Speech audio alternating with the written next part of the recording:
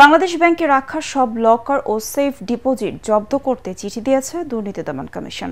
এসব লকারে বিপুল পরিমাণ অবৈধ সম্পদ মজুদ আছে বলে ধারণা করছে কমিশন। প্রয়োজন হলে যে কোনো ব্যাংকের লকারে হানা দেওয়া হবে বলে জানিয়েছেন দুদক মহাপরিচালক। এদিকে সজীব ওয়াজেদ জয়ের গবেষণা প্রতিষ্ঠান CRI এর নামে অবৈধ অর্থের সন্ধান পেয়েছে দুদক।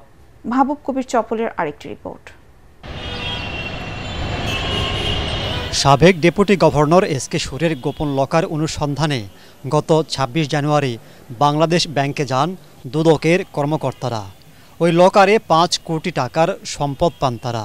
পাশাপাশি দেখতে পান সেখানে ব্যাংকের বর্তমান ও সাবেক কর্মকর্তাদের বেশ কিছু লকার বা সেফ ডিপোজিট আছে।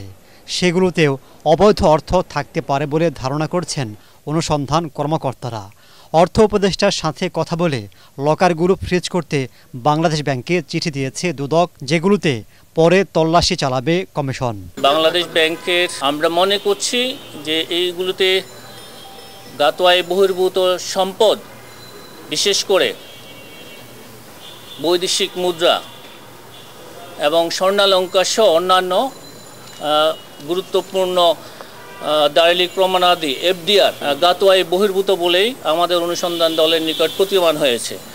আমরা আইনানুগ প্রক্রিয়া অনুসরণ করেই এই লকারগুলো সার্চ করা হবে। যদি সেগুলিতে কারো বৈধ জিনিসপত্র থাকে সেগুলি যথাযথ আইনি প্রক্রিয়ায় সেগুলি নিষ্পত্তি করা হবে।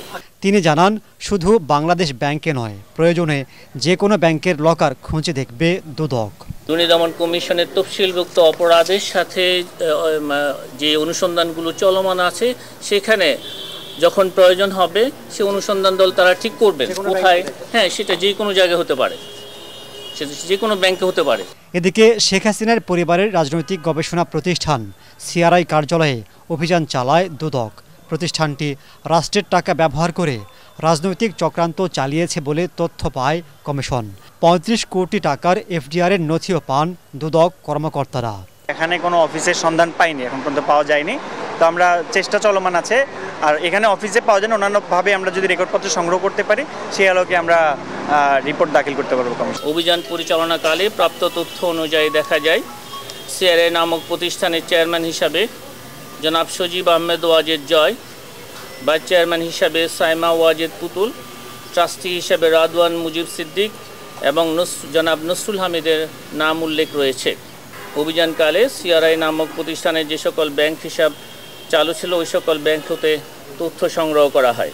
প্রাপ্ত তথ্যাদি পর্যালোচনায় দেখা যায় IFIC ব্যাংকে CRI নামক প্রতিষ্ঠানটির নামে একটি ৩৫ কোটি ২১ লক্ষ টাকার FDR রয়েছে। দুদকের অভিযান আরও জোরদার করা হবে বলেও জানান তিনি। অনুসন্ধানকালে মাহবুব কবির চপল, ATN বাংলা, ঢাকা। নিজ নামে